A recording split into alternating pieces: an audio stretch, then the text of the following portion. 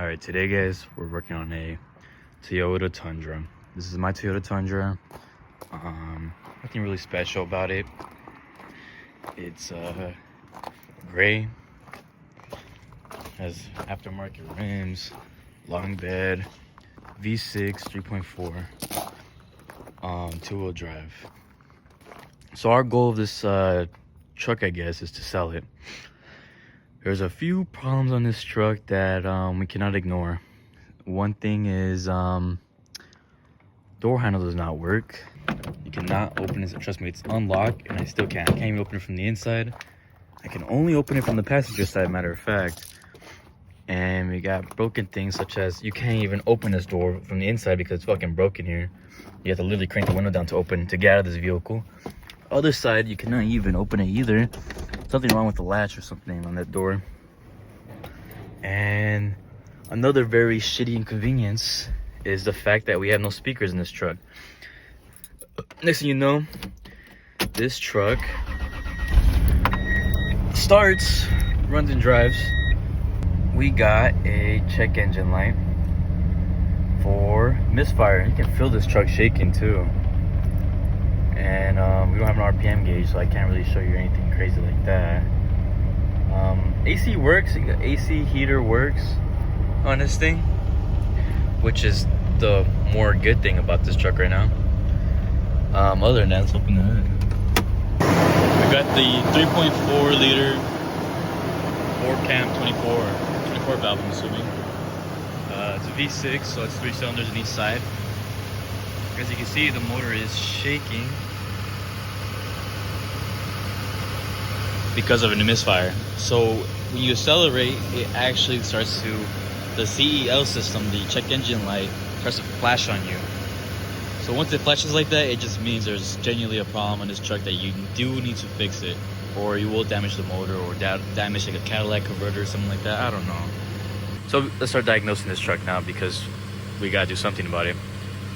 So first thing I'm gonna do is I'm gonna do the check engine light scan on it just to see what cylinders are misfiring, because if we can pinpoint which cylinder is misfiring, it's kind of a good thing for us, because then we'll figure out if you know, it could be like a coil pack or something like that.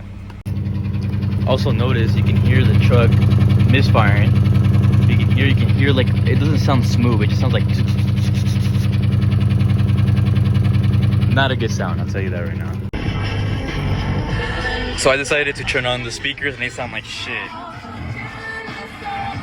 Not only that, the other speaker doesn't even work. Alright guys, we're gonna go ahead and start clearing these codes. I'm gonna go ahead and see if I can erase them. If I can hopefully erase them. I'm hoping I can. Okay, we got them erased. Alright, looks like the check engine light disappeared out of my truck. I'm gonna go ahead and let the truck run for a little bit. Maybe the check engine light will come back on, and then it will give me a more direct, I guess, telling me what's misfiring. I'm right now trying to see if I can generate a report here to see if I can get a pending code here. Because if we get something pending, all right, guys. So we have a pending cylinder 6 misfire. So it's obvious that cylinder 6 is dead. Out of all of these, cylinder 6 is definitely dead. We got to make sure. Okay. I'm going to go ahead and just drive this truck just outside my house. I'll go ahead and show you guys me doing that. And we'll see if anything else happens. Like another cylinder starts misfiring hard because of cylinder 6. Or if it becomes a, genuine code. All right. Let's go ahead and see if we can get the check engine light to hop on right here. I know the misfire is still there, but I gotta see what cylinder is coming from. So we're gonna go out the computer, kind of tell us where the misfire is at. We'll kind of go from there. All right, guys. So I'm checking out the engine codes. It still says ready for emission some reason. It looks like we still have a pending miscode for cylinder 6 misfire. I feel the misfire, so that cylinder 6 right there is what's misfiring right now. We gotta definitely test it out. I don't know if it's a spark issue, injector issue, or compression issue, or maybe even timing. There's something going on with it though. I know that. Alright guys, so I just reparked this truck right here back home, and I guess what's weirding me out right now is the fact that we had we had a few more, we had multiple misfires, not just 6. And right now the only misfire we're catching on is 6. So I'm gonna do a really quick coil pull. Maybe if I pull the coil, we'll see if it's really dead, the cylinder. But we'll see if the engine changes. Not shock ourselves here. It's changed out. Oh, I see the problem. Look at that. Wow. I wonder if this is the problem here. Wiring. I guess what we're gonna have to do here is go to O'Reilly's, buy new wires for this truck, because obviously that is not what we want. All right guys, before we do any more diagnostics, we gotta definitely buy wires. So we're gonna go ahead and go to the store, take a shower real quick, buy some new wires here. All right guys, so I bought the this stuff right here, the wires, I guess. I don't know what they're called exactly. They're called just wire kit, I guess. I bought the wires. They came with boots, but I have no idea what these boots do right here. I got 3 of them. I'm not sure if they connect directly to the coil packs or what. I guess I'm gonna look right now in a bit when I take shit apart. I guess we're gonna go ahead and start working here. Definitely fucked up and old and shitty. So I'm glad I get to replace these now, because I kind of want to replace these really bad. They look like shit, and they are shit. So I might have to remove this intake, because this intake's in my way right there for the coil packs. So I'm gonna go ahead and remove this intake real quick. Remove this, probably the intake box, this whole intake right here, and we'll go ahead and get started in a bit. We're gonna start removing clips here. So doing visual inspections, you can kind of see everything in the engine bays are pretty like common sense. Like, look, we got a clamp right here and a clamp right over here. Just remove those 2 clamps, and then we'll just go ahead and start getting shit off. All right, batteries removed. I just used a 13mm socket with one of my I guess I think it's called nitpicks, you call them. Now we can start removing sensors such as my MAF. This is my MAF sensor. Remove the MAF sensor. Remove vacuum lines, I guess. Vacuum lines. Really quick, remove the air box. There's clip 1, clip 2, clip 3. Should be one more. There we got, I believe that's all of them there. The box is pretty much removed here. Let's see if I can do this with one hand. Fortunately, I can do this with one hand, so I'm gonna go ahead and remove all this stuff right here. All I'm gonna do is just pull this out. Remove the vacuum line for here too. Remove vacuum line, and then pull this vacuum line, and then just chug this out. Be right back. All right, now I got full access of the engine bay here. So we got our coils. We got 1, 2, 3. I believe the boot is connected to each coil pack themselves. So I'm gonna go ahead and go one by one. Remove this. I think it's a 10mm socket on each one of these. Might as well do one by one here. We'll follow this here, see what it leads to, and just remove this whole thing. I might just remove the whole thing, just get us go to the forums and just look up where these wires connect to, which cylinder, because I believe there is an order to it, what they go to, not just, you know, cylinder 5 to 6 or whatever the hell. All right guys, so I just removed these coil packs here. I found the boot connects to the actual coil. These are OEM coil packs from Denso. Probably better to keep them here. I'm sure they work, so just remove each plug here, which looks like it's just clipped on. And I'm gonna go ahead and do some dielectric grease on each one of them, and we're gonna go ahead and just put them all one by one. I'm not gonna make a full video of just me showing me doing it. I don't have anything to show you guys, so. All right guys, it's about to get dark. I just finished putting these coil packs in, put some electric grease on them, and I put this wire on, but I still haven't connected the opposite side yet. Usually before I do this, just want to let you guys know, you can't just plug them in where you want. There has to be a diagram. I should have a diagram up right here on the screen on how this certain application goes. So what you have to do is you got to follow the wire all the way and connect it to the right cylinder. Like, all right guys, after following my diagram, I believe I got this set up here. I connected all the cylinders here. I'm gonna put in the air box here, connect the battery, and we're gonna go and see if we got a misfire still. I'm hoping, praying that we do not got a misfire anymore and we can start working on the shittier shit, like the stuff like the door handles and the fucking speakers. Other than that, this truck should be ready to sell. All right, guys, moment of truth. We'll go see, and we'll see if this thing still has a misfire.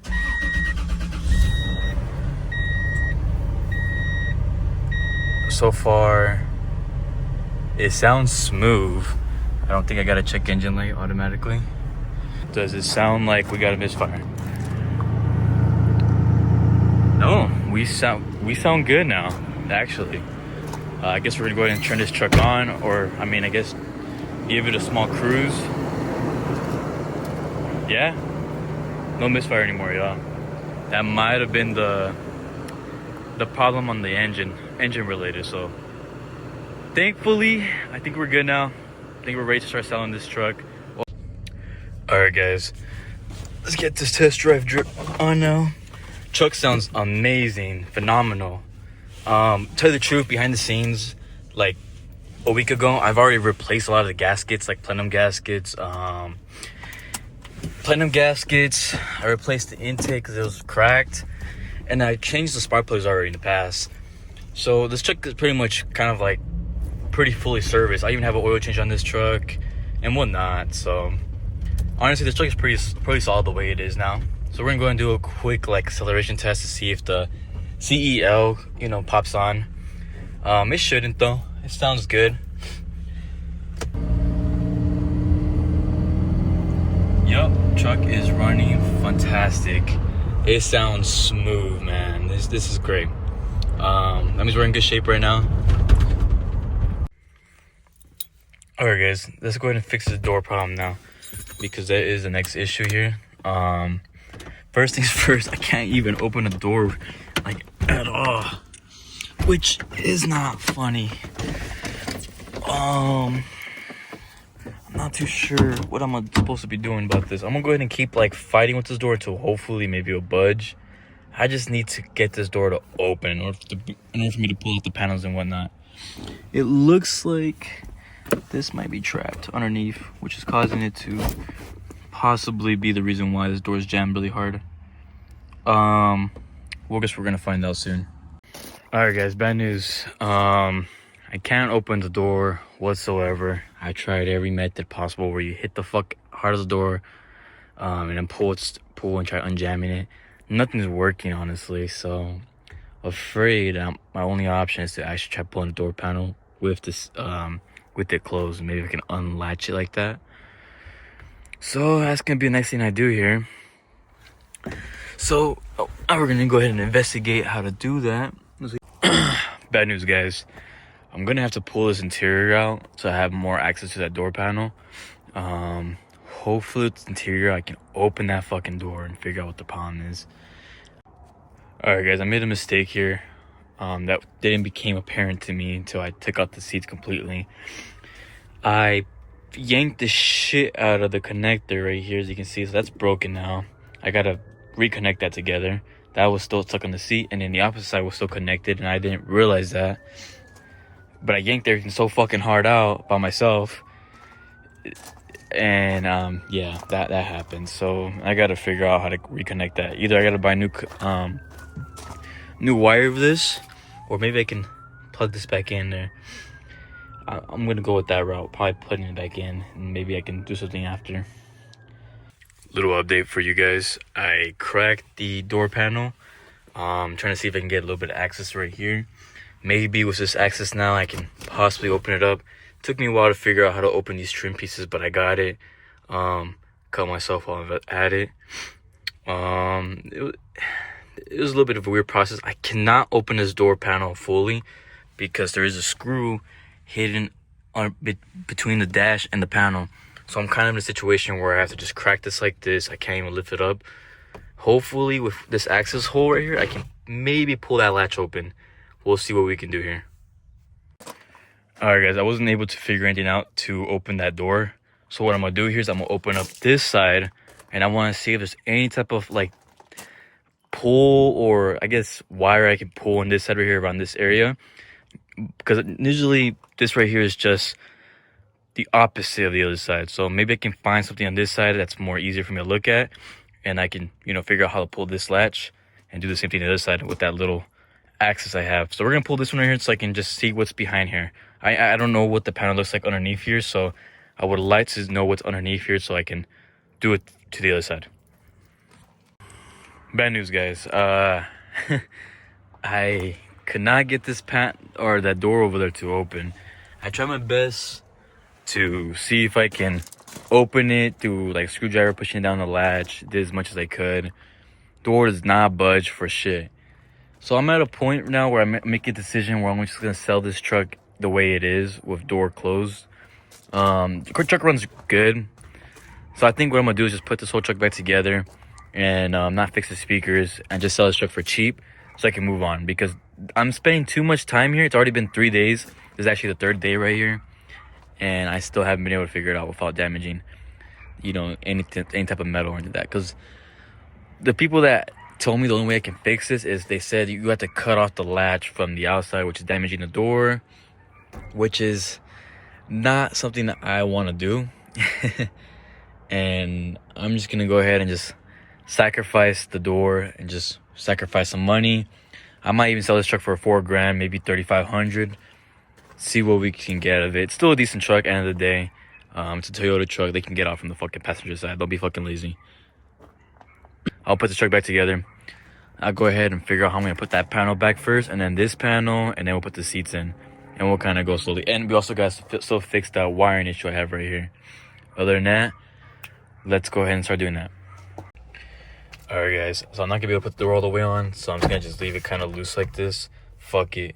As long as the window. Oh no, I won't be able to have the window all the way on, so I gotta figure out how to get this all the way on there, huh? Be right back. Alright, guys, I got the panels back on. Door still doesn't have a handle here.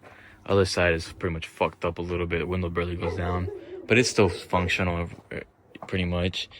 Other than that, I gotta fix that wiring, put the seat back in, and then tomorrow in the morning I'll just start posting this truck because I got no reason to be having it right now. Sell it, get my money back, at least get $3,500. It's a two-wheel drive, you know, less than 200,000 miles on it, so it'll sell. I think it will. Get my money back and then move on to my next car. Just want to let you guys know that I have this truck posted now. It's kind of a little update. These are the pictures I posted with it. I decided to show all the damages right there of the door handles, the oil leak from the rack. And I also wrote down a small little listing here. This is what I wrote down so far. Just the work I've done on this truck and whatnot. But other than that, hopefully I can sell this truck today and move on to the next vehicle I get.